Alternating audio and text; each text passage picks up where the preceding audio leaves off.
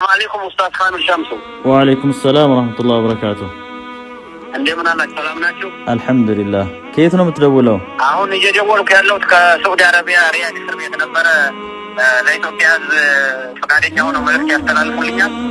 ምንድነው? ከእስር ቤት ነው አልከኝ? ከእስር ቤት ነው፣ ከሳዑዲ አረቢያ ሪያድ እስር ቤት። እሺ ምንድነው መልዕክት? መልዕክቱ እንግዲህ እኔ በእርግጥ እኔ ብቻ ብደውልም ምናልባት መልዕክቱ ከ100,000 በላይ የሆኑ ኢትዮጵያውያንን የሚወክል ነው። እንደ ግለሰብ እኔ ብቻ ብደውልም ማለት ነው። እና መልዕክቱ ምንድነው? ለኢትዮጵያ ሕዝብ ነው። በውጭም ላሉት ሀገር ውስጥም ያሉት በእያንዳንዳቸው ነው መልዕክቱ ቢደርስልን እና ፈቃደኛ ከሆኑ ያው ርዕሱን ባነበው ምን ይመስልዎታል? ቀጥል፣ ምንም ችግር የለውም። እሺ፣ የተከበራችሁ የሀገራችን ሕዝቦች እኛ ልጆቻችሁ በሳዑዲ አረቢያ ከአሰቃቂው እስር ቤት ነው መልዕክቱ ይደረሳችሁ። እንደሚታወቀው በሳዑዲ አረቢያ የምንኖር ኢትዮጵያውያኖች በኢትዮጵያዊነታችን ብቻ ከፍተኛ ሰቆቃና እንግልት እየደረሰብን ነው።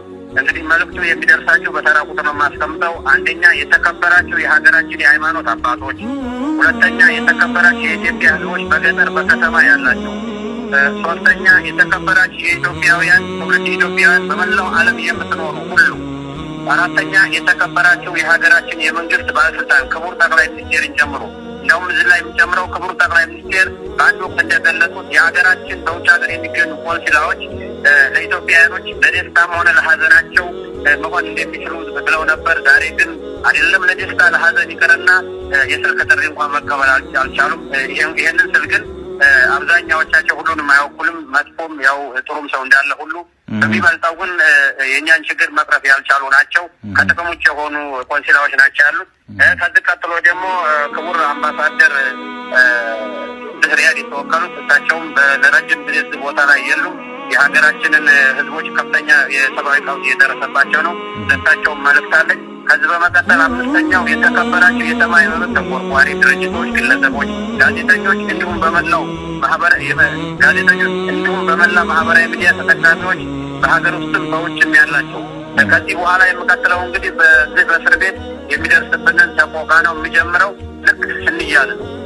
አሁን መያዝ ስንጀምር የሚደርስብን ከፍተኛ ሰቆቃ እንደያዙን ከፍተኛ እንግልት ያደርጉብናል። ከእንግልቱም ባሻገር በሀገራችን አገላለጽ ውሻና አህያ እያሉ እየተሳደቡ እያዋረዱ ሌትና ቀን ቤታችንን እየሰበሩ በኢትዮጵያዊነታችን ብቻ በእስር ቤት እንደምንወረወር ምንም ህገወጥ በባህር የመጣ በኢቃማ የመጣ የማይል ሁሉንም ያካተተ ዘመቻ ነው የተደረገብን። ይህ እንዲታይልን ለመንግስት አሁን እዚህ እስር ቤት ውስጥ ያላችሁ ቃማም ያላችሁም ጭምር ናችሁ። አሁን እስር ቤት ውስጥ ያላችሁ በህጋዊ መንገድ እዛ ሀገር የምትኖሩት አብዛኞቻችን እንደውም በዛ ሀገር ከ10 ዓመት በላይ የኖር ልጆች አሉን። ልጆቻችን ያሉበት ሁኔታ ሁሉ የት እንዳሉ ራሱ ልጆቻችን ያሉበትን ሁኔታ የት እንዳለን ማናውቀው ሊገነዘቡልኝ የሚገባው ይህን ስልክ ራሱ በዚህ በእስር ቤት ውስጥ ተቀጥረው የሚሰሩ ከባንዳሪዎች ገንዘብ በበሩ ስር በማሾለክ ስልኳን ከገዛም በኋላ ልጅን ራሱ ድምፅ ለማግኘት የቻለው። እሺ ቀጥል። እና ስለሚደርስብን ሰብአዊ ቀውስ ያው ነግሬዎታለሁ ቀደም ብዬ።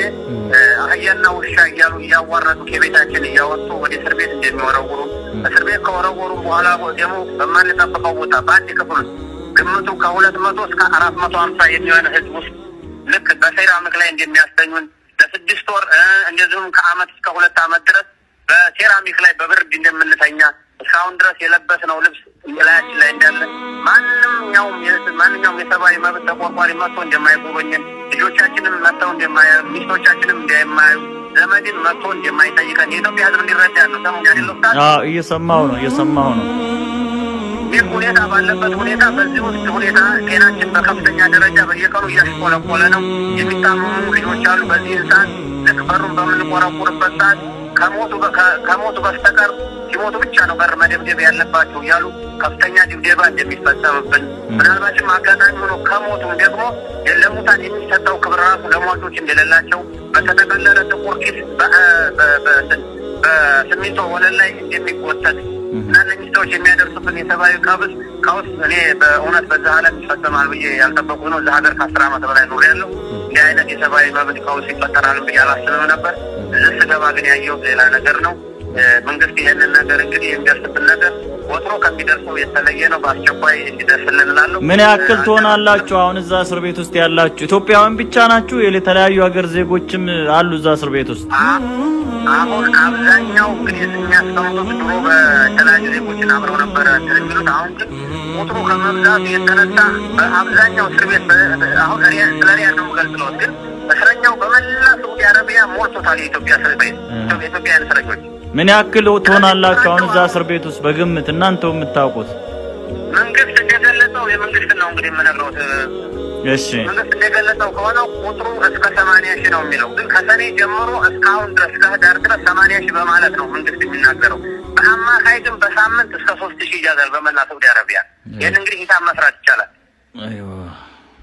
አሁን መንግስት አስገባሁ ብሎ ካለው ሰኔ አካባቢ ላይ 42,000 የሚሆን ኢትዮጵያውያን ወደ ሀገራቸው ገብተዋል ብለዋል።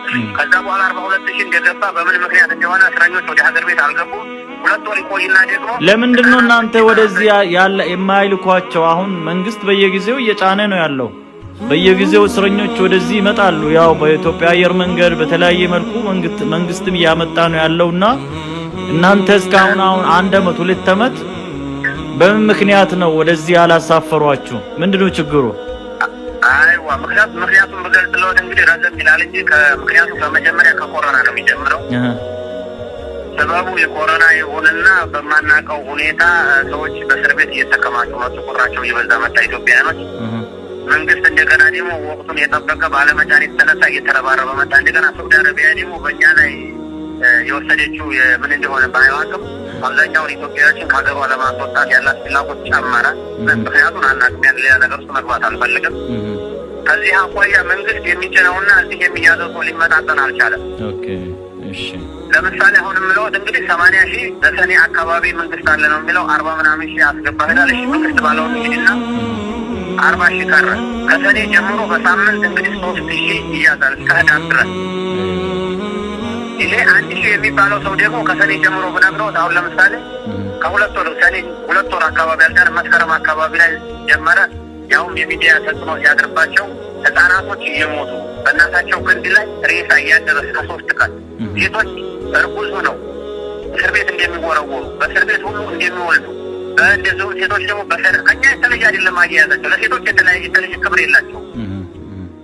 ጀናዛ በእጃቸው ላይ እስከ 3 ቀን እንደሚያደር እንደገና ደግሞ አሁንም በአስክሬን ማስቀመጫ ያለን መረጃ እስከ 60 የሚሆኑ ጀናዛዎች ስማቸው አካባቢያቸው ተጠቅሶ ያልተቀበሩ ጀናዛዎች እንዳሉ ይህን ደግሞ ለፖሊስ ነው የሚመለከተው። ይህንንም የሚመለከተው ምግብ ምናምን ልብስ ያቀርቡላችኋል። አሁን በዚህ ጊዜ ውስጥ የሰብአዊ መብት አያያዛችን በጣም የወረደ ነው። ስለ ምግብ አይደለም አሁን የምናገረው። ምግብ በረሃብ አልቀናል። ሰውነታችን ላያችን ልብሱ ወደ አውሬነት ተቀይሯል። ቀምለናል። ወዳችን ተግቷል። ህሊናችን ተጎርቷል። አንድ ሰው 1 ዓመት 2 ዓመት በአንድ ልብስ ማለት ልብሱ ከማል ብቻ ሳይሆን ወደ አውሬነት ነው የተቀየረው። ወዳችን ከላያችን ላይ ተገሽልቷል። የምግብ ሁኔታ የለም። አንድ ኩብዝ ትደርሳለች 400 ሰው 2 ብረት ድስት ትመጣለች። ምናልባት ብረት ድስቱ 30 ሊትር 25 ሊትር የሚይዝ በግምት። ይህ እንግዲህ ምን አንዳንድ ሳህን ወይም 2 ሳህን 3 ሳህን አስተፍተው የምትደርሰው የረሃቡ ጉዳይ አይደለም። አሁን የሌላው ነገር ጉዳይ አይደለም። ወደ ሀገራችን በህይወታችን የምንገባበት ነገር ነው።